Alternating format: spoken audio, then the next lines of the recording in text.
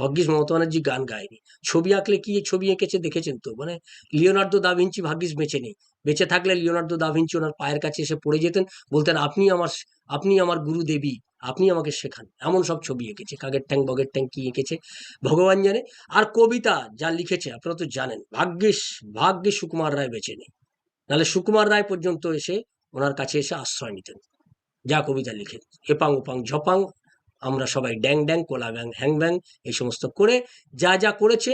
সে কবিতা তো সকলেই জানেন কবিতার ছিরি কি আর কি কবিতার অবস্থা, সেগুলো আমরা মোটামুটি জানি। এই কবিতা এমন লিখেছেন যে সেই কবিতার বোধহয় সুকুমার রায় যদি থাকতেন বেঁচে, আজকের যুগে যদি সুকুমার রায় থাকতেন, তাহলে তিনি আঁতকে উঠতেন ও লাফ দিয়ে এসে মমতার পায়ে গড়াগড়ি খেতেন।